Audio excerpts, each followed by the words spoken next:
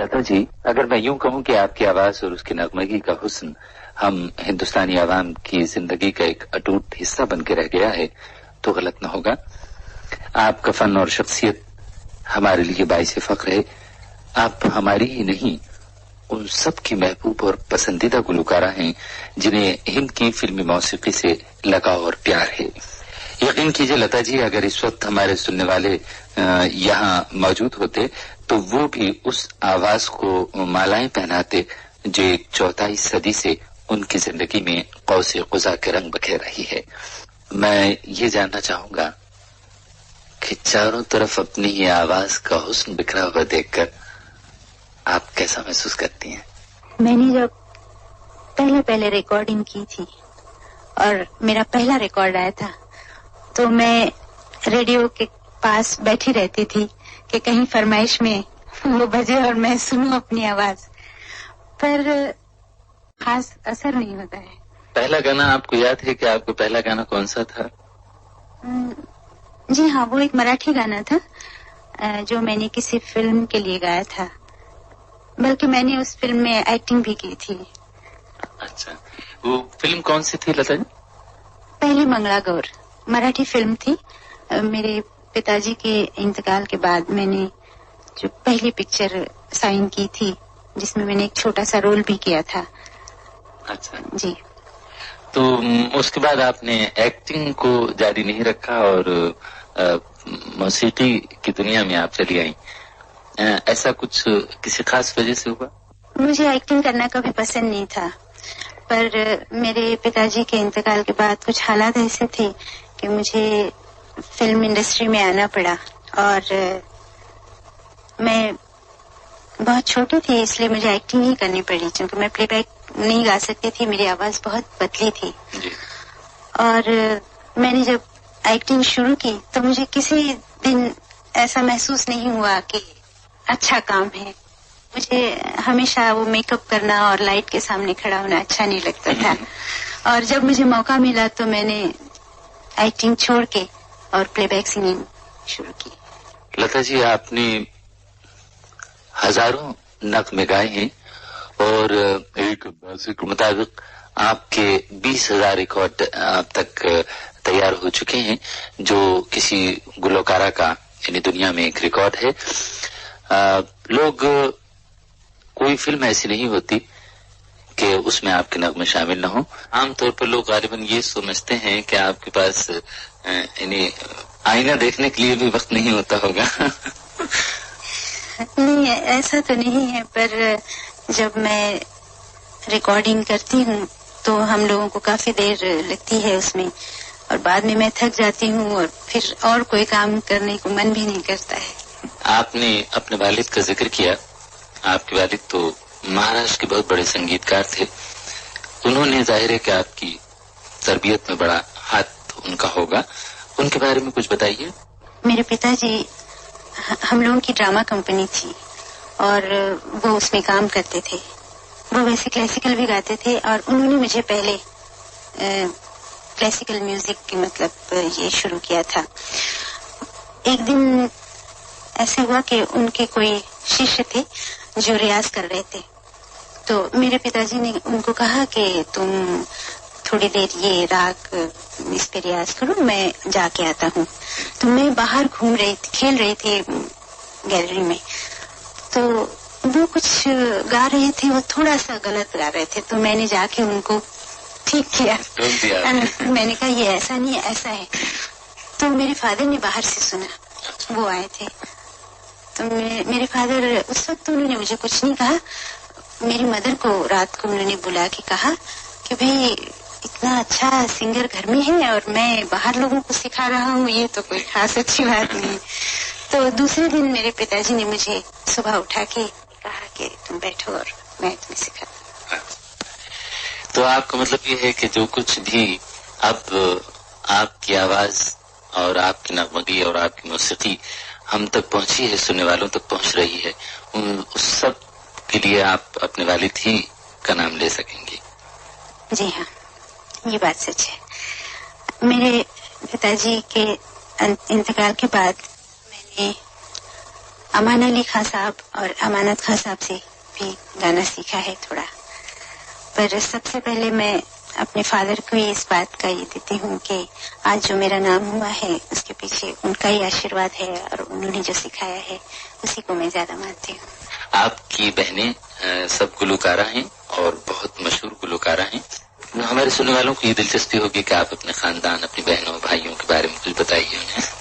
हम 4 बहनें और हम सबसे छोटा हृदयनाथ हमारा भाई है।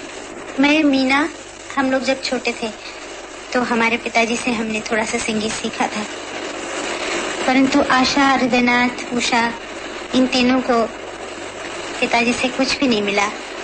और ना ही मेरे ख्याल से हृदयनाथ को ये भी याद है कि मेरे पिताजी कैसे दिखते थे और वो कैसा गाते थे। जब मैं छोटी सी थी और फिल्म इंडस्ट्री में आई तब मैं चाहती थी कि मेरे भाई बहन गाना नहीं गाए बल्कि पढ़ लिख के कोई डॉक्टर, कोई वकील, कोई कुछ बन जाए, पर ये नहीं सुना था।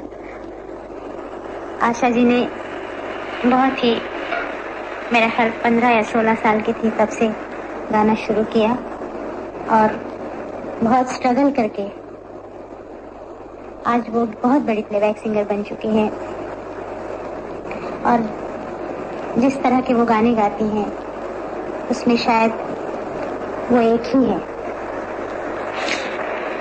मीना जी गाती थी पर उसने फिल्मों में ज्यादा गाने नहीं गाए। अब उनकी शादी हो चुकी है, उनके 2 बच्चे हैं, बहुत खुश हैं वो, पर उनका जो संगीत से प्रेम है वो उनका पीछा नहीं छोड़ता है, इसलिए वो कभी कभी म्यूजिक डायरेक्शन करती हैं और आजकल बच्चों के गाने करके मैं रिकॉर्ड करती हैं। उषा जी प्लेबैक गाती हैं पर उससे भी ज्यादा अच्छा वो पेंटिंग करती हैं। रही बात हृदयनाथ की, हृदयनाथ हम सबसे छोटा है पर संगीत के ज्ञान में वो हम सबसे बड़ा है। खान साहब, आमिर खान साहब से उसने गाने की शिक्षा पाई है और बहुत मेहनत करता है। उसके पास बहुत क्लासिकल चीजें हैं और वो सीखता ही रहता है। कोई भी अगर अच्छा गाने वाला आ जाए तो वो घंटों तक उसके पास बैठ के सुनता है और सीखने की कोशिश करता है। मराठी में उसने जितने आज तक गाने बनाए हैं, मैंने, आशा ने गाए हैं, उसने मराठी का जो हमारा पुराना ढंग था उसे पूरा बदल दिया है। इसी तरह उसने मीरा बनाई, गालिब की भी गजलें उसने बनाई हैं, वो भी उसने बहुत अलग ढंग के बनाई। जो हमेशा की तरह गजल गाई जाती है उसे उसने छोड़ के थोड़ा सा अलग ढंग किया है। उसके कंपोज किए हुए गाने गाते हुए मुझे बहुत ही अच्छा लगता है। हिंदुस्तानी फिल्मों में म्यूजिक आपने नहीं दी क्या? जी नहीं, वैसे 1-2-4 पिक्चरों में मैंने भी म्यूजिक किया पर नाम लता मंगेशकर नहीं दिया था, कुछ किसी और नाम से मराठी फिल्मों में किया था। मैं म्यूजिक देना तो चाहती हूँ पर मुझे ऐसे लगता है कि जब मैं म्यूजिक करूंगी तो शायद प्लेबैक सिंगिंग पे इतना मुझे ज्यादा ये वक्त मैं नहीं दे सकूंगी, इसीलिए मैं अभी फिलहाल नहीं करना चाहती हूँ। मैं देख रहा हूँ कि आप हमेशा की तरह आज भी सफेद साड़ी, इसका सुर्ख है और उस पर फूल बने हुए हैं। आप सफेद साड़ी ही क्यों पसंद करती हैं? मुझे सफेद बचपन से पसंद है। मैं जब छोटी थी तब भी मैं घाघरा चोली पहनती थी, वो भी सफेद ही पहना करती थी। पर बीच में एक ऐसा समय आया था कि मैं कलर साड़ियां पहनना शुरू की थी मैंने, और हर रंग की मैं साड़ी पहनती थी।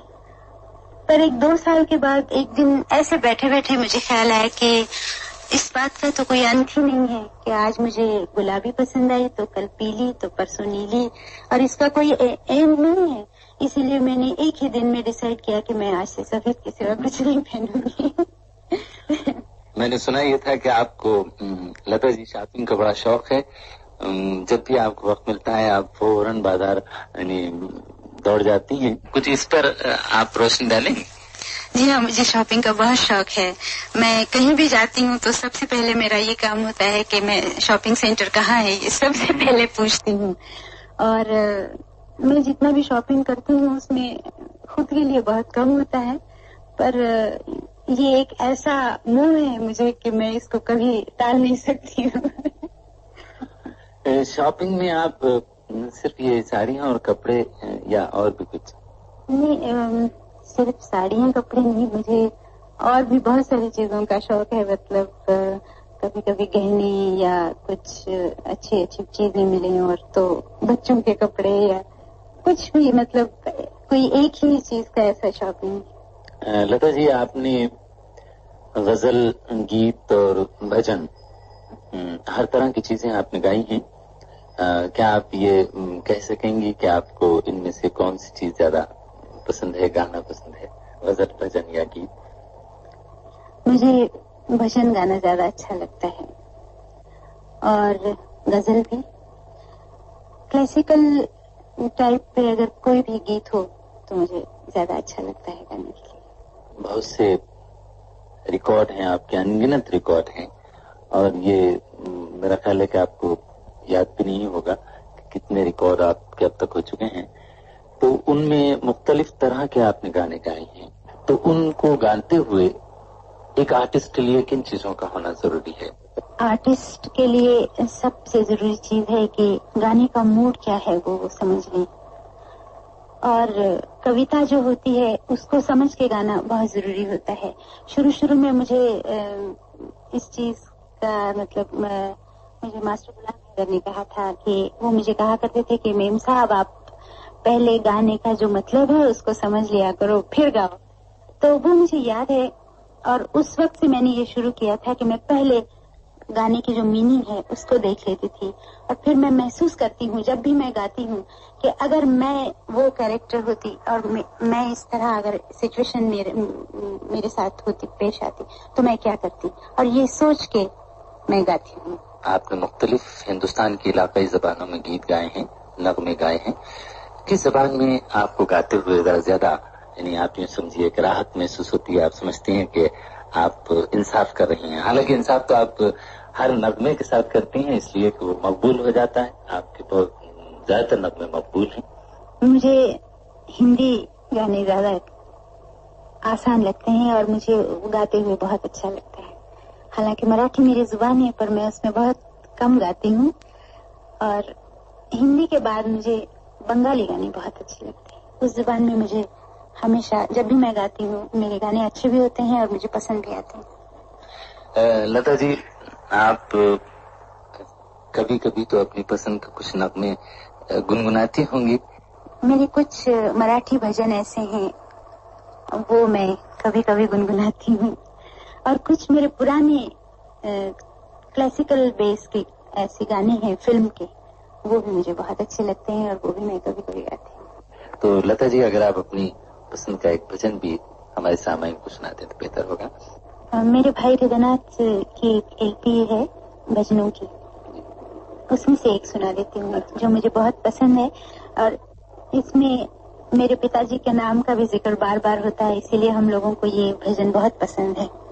माई मानो सुपना मा परण्या रे दीनानाथ, माई मानो सुपना मा परण्या रे दीनानाथ, हो दीनानाथ दीनानाथ, हो दीनानाथ दीनानाथ,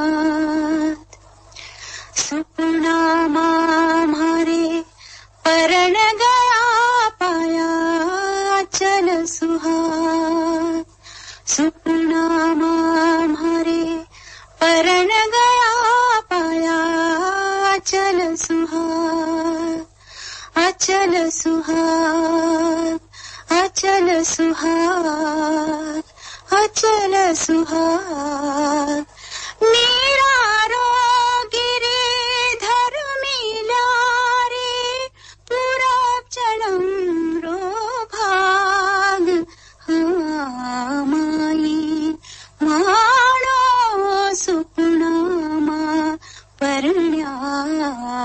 रे दीनानाथ, हो दीनानाथ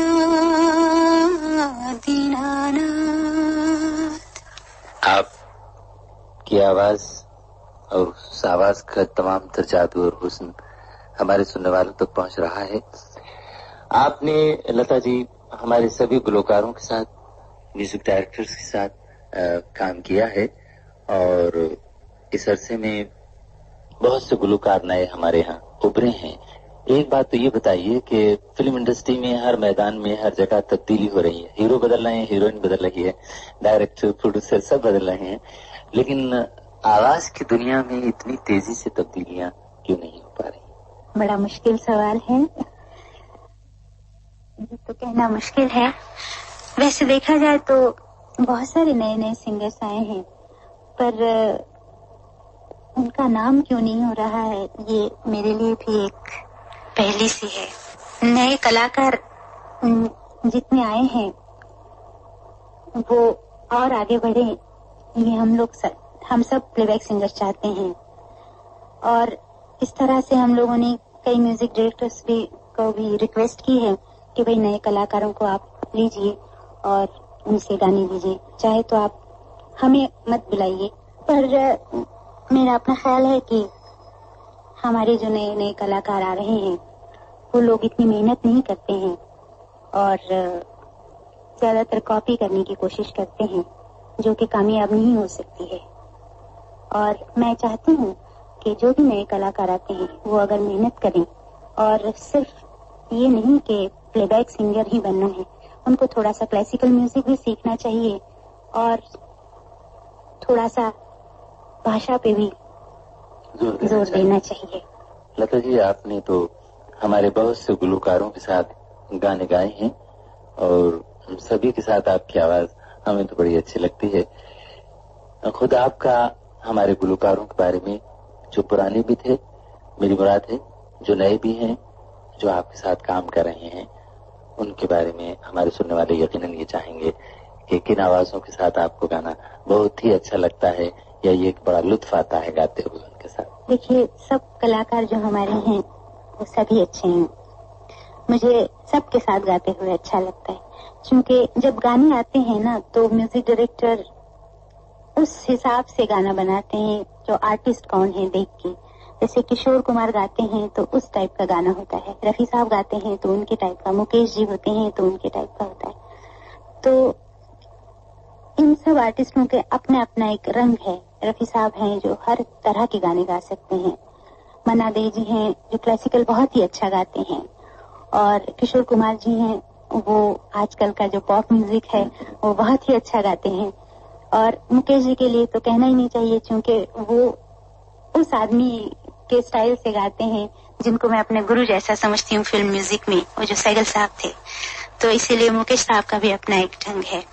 वैसे महेंद्र कपूर जी भी हैं। ये हर कलाकार हमारे बहुत अच्छे गाते हैं, अलग अलग अपना ढंग है उनका। और गायिकाओं में मेरी बहन है जो एक अपना उसका रंग है, अपने रंग में वो बहुत बड़ी कलाकार है और बहुत अच्छा गाती है।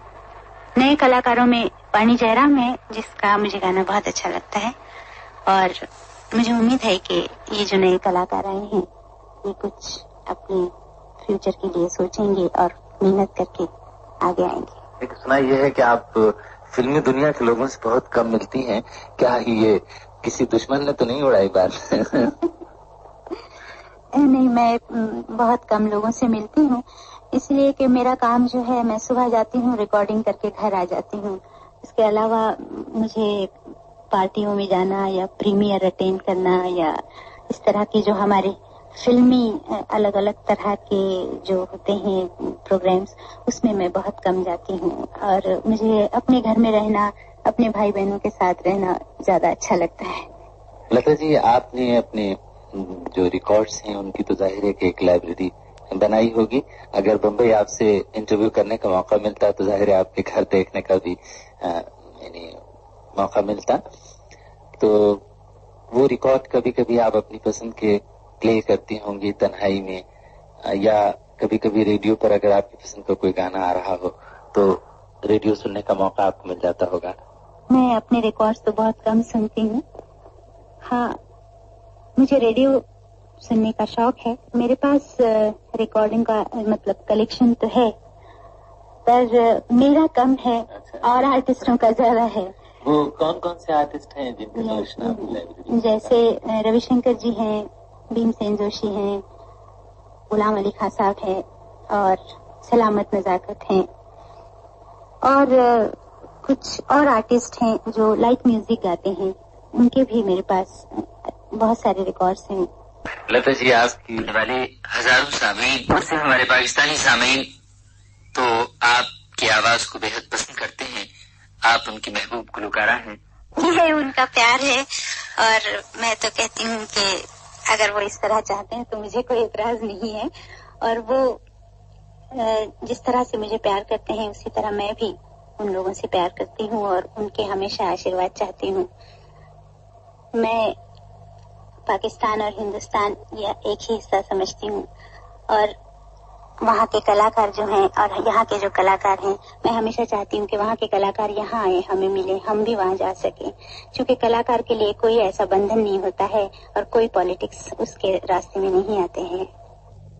आपने अनगिनत नगमे गाए हैं, ये तो जाहिर है आपके लिए बड़ा मुश्किल होगा कि आप ये हर नगमे को सुनाएं, या मैं आपसे ये कहूँ कि आप अपना गीत गुनगुना दीजिए। तो मैं ये चाहूंगा कि आप अपनी पसंद के कुछ नगमे अगर चुन लें और थोड़े से तारुफ के साथ कुछ ऐसे नगमे जो आपको ज्यादा पसंद। मुझे मेरे जो फिल्मी गीत पसंद हैं उसमें आजकल जो बीती ना बिताई रहना आर.डी. बर्मन का गाना है, वो मुझे बहुत पसंद है। मैं उसी के एक दो लाइन आपको सुना देती हूँ। बीती ना बिताई रहना बिरहा की जाई रहना, बीती ना बिताई रहना बिरहा की जाई रहना, भीगी हुई आँखों में लाख बुझाई रहना, बीतना बिताई रहना। लता जी, आपने इकबाल की बड़ी मशहूर गजल है वो आपने गाई है, और जहाँ तक मैं जानता हूँ उसे सुनने वालों ने बेहद पसंद किया है। हमारे पाकिस्तानी और हिंदुस्तानी सुनने वाले तो यूं कहिए कि फिदा हैं उस पर। कभी आए हकीकत मुंतज़र नजरा लिबास मजाज में, कभी आए हकीकत मुंतज़र नजरा लिबास मजाज में, कभी आए हकीकत मुंतज़र। अब मैं चाहूंगा कि कुछ सवाल आपसे और कर लूं आपकी इजाजत के साथ। कभी कभी आप फिल्म या देखती हो या रेडियो सुनती हो, क्या इन दोनों के लिए आपके लिए वक्त निकल आता है? अगर आता है तो फिल्म में किस किस्म के हीरो आप पसंद हैं? हमारे अदाकारों के बारे में कुछ कहिए। मैं फिल्म बहुत कम देखती हूँ, पर जैसे हमारे दिलीप कुमार हैं, वो मेरे बहुत पसंदीदा कलाकार हैं। अशोक कुमार और मोतीलाल जी, इनका भी मुझे काम बहुत पसंद था। मीना कुमारी जी मेरी सबसे बड़ी मतलब पसंद की कलाकार थी। और आजकल मुझे जया भादुरी बहुत पसंद है। नया हीरो कौन सा पसंद है आपको? मुझे धर्मेंद्र का काम अच्छा लगता है आजकल के हीरो में। लता जी, आपके नूरजहां जो हमारे पाकिस्तान की बहुत मशहूर मुगन्नियां हैं, उनसे आपके ताल्लुकात, आपकी दोस्ती बहुत मशहूर रही है, उनके बारे में कुछ आप कहना चाहेंगी? जी हाँ, नूरजहां जी पहली मर्तबा मुझे कोल्हापुर में मिली थी जब मैं कुछ 15 साल की थी। मैं जिस कंपनी में काम करती थी वहाँ एक हिंदी पिक्चर वही प्रोड्यूसर बना रहे थे जिसमें नूरजहां जी हीरोइन थी और मैं एक छोटी सी लड़की का रोल कर रही थी। जब मैं पहली मर्तबा उनको स्टूडियो में मिलने गई तो नेचुरली मुझे तो उनके लिए बहुत ही ज्यादा मतलब इज्जत, और मैं उनका गाना बहुत ही पसंद करती हूँ, तो मैं एकदम चुप हो गई और वहाँ बैठी रही। तो हमारे जो प्रोड्यूसर थे उन्होंने आके कहा कि जहाँ जी ये लता है और बहुत अच्छा गाती है। तो उन्होंने कहा भाई हम भी सुनेंगे। तो मैंने उनको एक क्लासिकल चीज जय जयंती राग में सुनाई थी। तो वो बहुत खुश हुई और कहने लगी भाई मेहनत करो, अगर मेहनत करोगी तो तुम भी हमारी तरह सिंगर बन जाओगी। और वही मैंने उनकी बात याद रखी। मैं उसके बाद तो उनको ज्यादा मिल नहीं सकी। एक मर्तबा मैं मेरे ख्याल से 1952 में उनको मिलने के लिए वाघा बॉर्डर गई थी और हम लोग शायद एक आधा घंटा वहाँ मिल सके थे। उसके बाद फिर मेरी उनकी मुलाकात नहीं हुई, पर उसके बाद हम लोग टेलीफोन पे वगैरह बातें करते थे, लेटर्स भी लिखते थे और वो हमेशा मुझे बहुत ही मतलब प्यार करती रही हैं। और मैं उनको हमारे फिल्म म्यूजिक में भी उनके गाने सुन सुन के ही मैंने कैसे बोल कहने चाहिए ये सब मैंने सीखा है और मैं उनका गाना बहुत पसंद करती हूँ। पाकिस्तान के एक और गुलकार हैं मेहदी हसन। उनके बारे में ये आपसे मंसूब किया जाता है ये जुमला कि आप उनको बहुत पसंद करती हैं और आपने कहा है कि उनके गले में भगवान बोलते हैं। उनके बारे में आपके तासुरात क्या हैं? उनकी तारीफ के लिए मेरे पास तो कोई शब्द नहीं है। वो बहुत बड़े कलाकार हैं।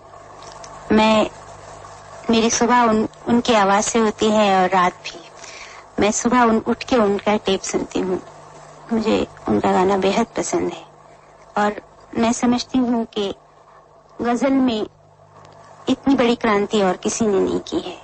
वो गजल में उन्होंने पूरा एक नया अपना ढंग लाया है और वो जिस अंदाज से गजल गाते हैं मेरा ख्याल है और कोई नहीं गा सकता।